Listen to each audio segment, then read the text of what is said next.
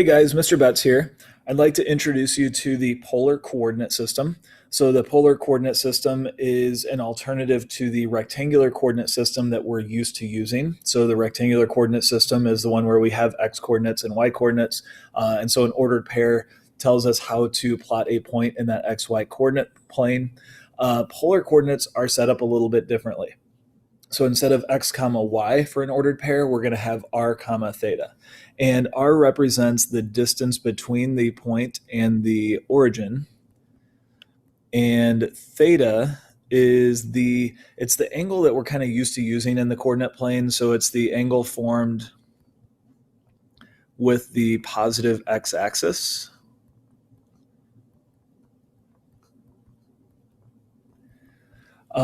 So using these two things here, we can plot points in a coordinate plane, and we don't need an x coordinate and a y coordinate to tell us how far to go left or right and up and down, but we're going to use theta and r to determine where the points are.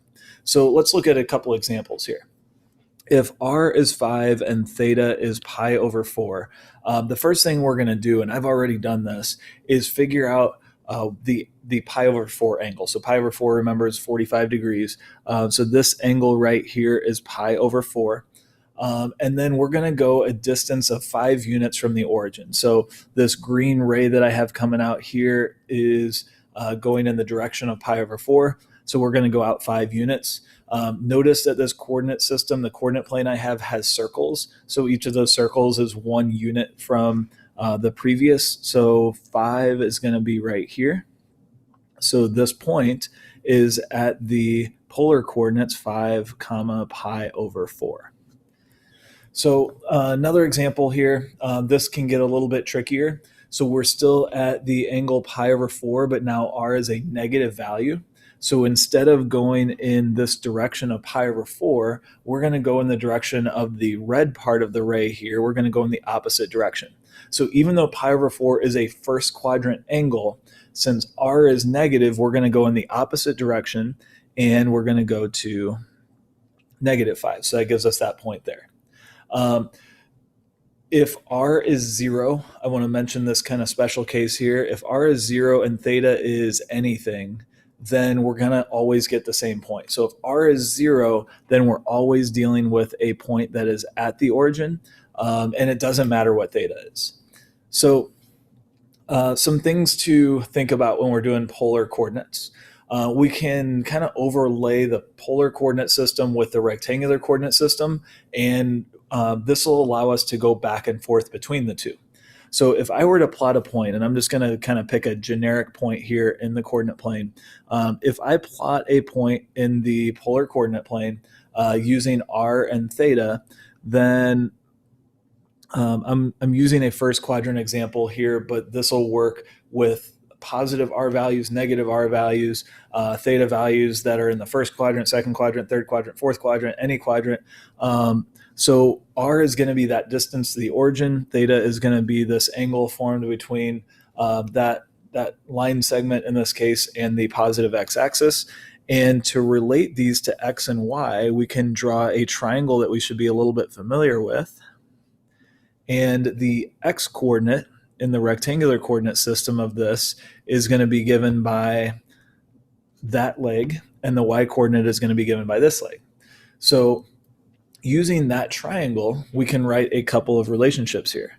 We know that the sine of theta, sine is opposite over hypotenuse, so that's going to be y over r, and we can use that then to figure out that a y-coordinate is going to be r times the sine of theta. And then we can also say cosine of theta is going to be x over r, and solving that for x, we get x equals r cosine of theta. So if I go back to, let's do this example here. If we use those two equations, r cosine of theta and y equals r sine of theta, then plugging in r and theta, we get 5 times cosine of pi over 4 is 1 over square root of 2. And sine of pi over 4 is also 1 over square root of 2. So the x coordinate is 5 over square root of 2, and the y coordinate is 5 over square root of 2. So this point in polar coordinates is going to correspond to the point 5 over square root of 2, comma 5 over square root of 2. So if we had the xy coordinate plane and we go over 5 over square root of 2 and then up 5 over square root of 2, we get that same point.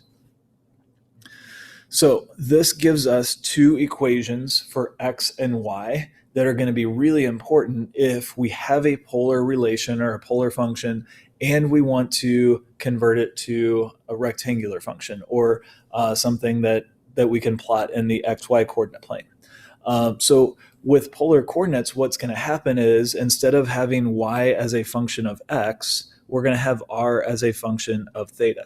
So we can, in our polar functions, we can plug in different theta values, get different r values, and plot those and get pictures.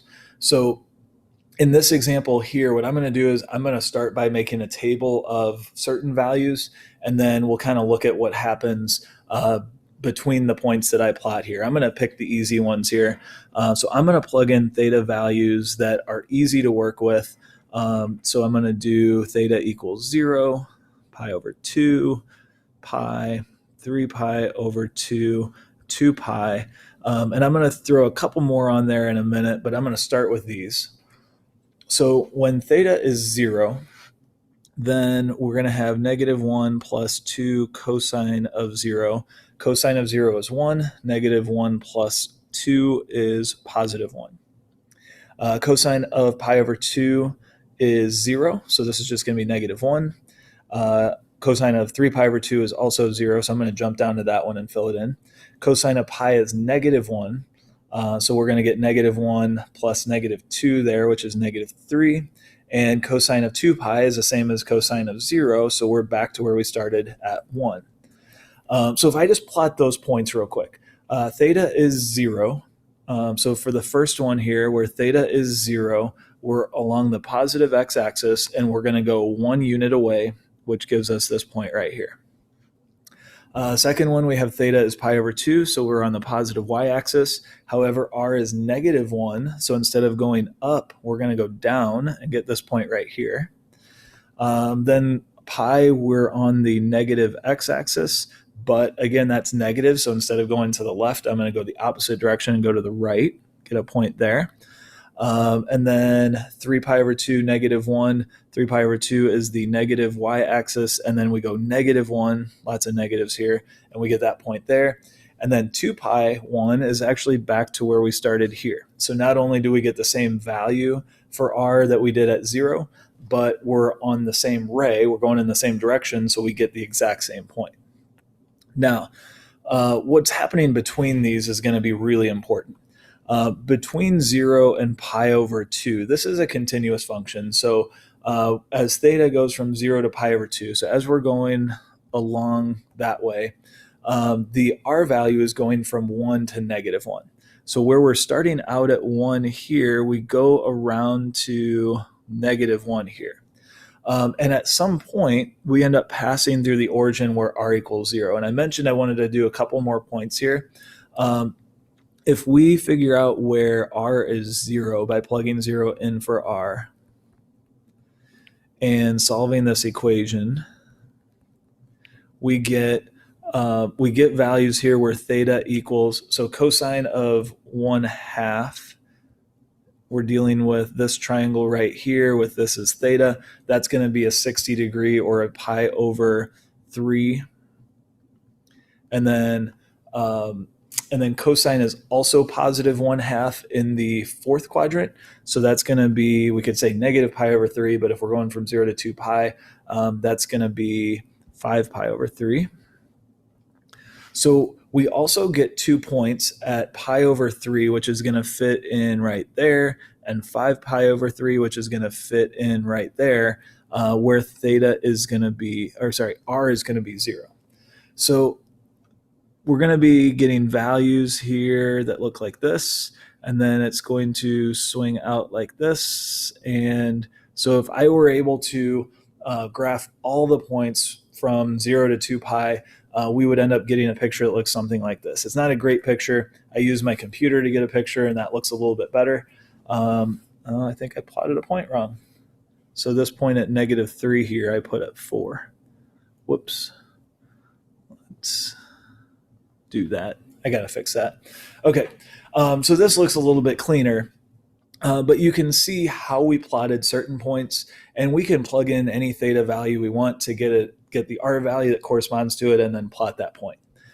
So a computer, there's websites that you can use like GeoGebra or Desmos for graphing.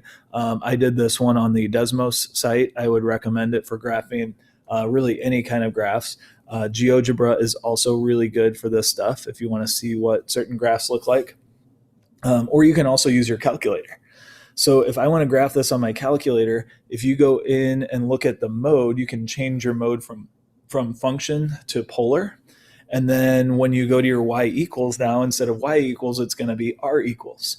And you can type in the function -1 + 2 cosine of theta.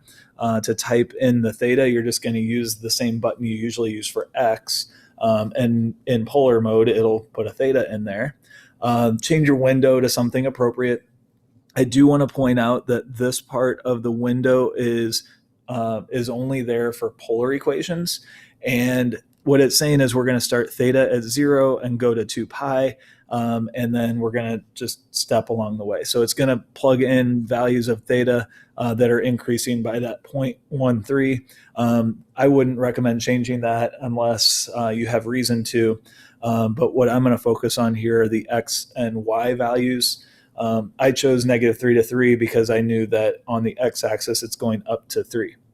And then we go to the graph, and our calculator draws a graph for us. I also want to point out that our calculator can do parametric equations.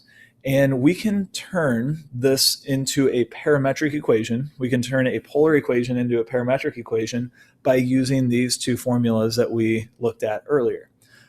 So typically we think of parametric equations as having t in them, but these are parametric equations where we have x in terms of some other variable, and we have y in terms of some other variable. So since we have x and y in terms of a third variable, this is a system of parametric equations. So if we wanted to graph this as parametric equations, we can go to the mode on our calculator, switch it to parametric mode. When we go to y equals this time, it's going to have x and y equals. So we type in our x equation for x and y equation for y. Notice that the calculator does use t. So I'm just interchanging the t and theta here. There's nothing wrong with doing that. We go to the window, and notice the window has the same thing that we had for polar, but now it's saying what should t start at and what should t stop at. So I set those to 0 and 2 pi because I want to go full rotation, and I set my x and y as the same, and we get the exact same graph. So we can rewrite a polar equation into a parametric equation by using these two formulas right here. A very useful skill or strategy to use if we want to know what a graph looks like. It's also going to be useful when we start doing calculus with these polar equations later.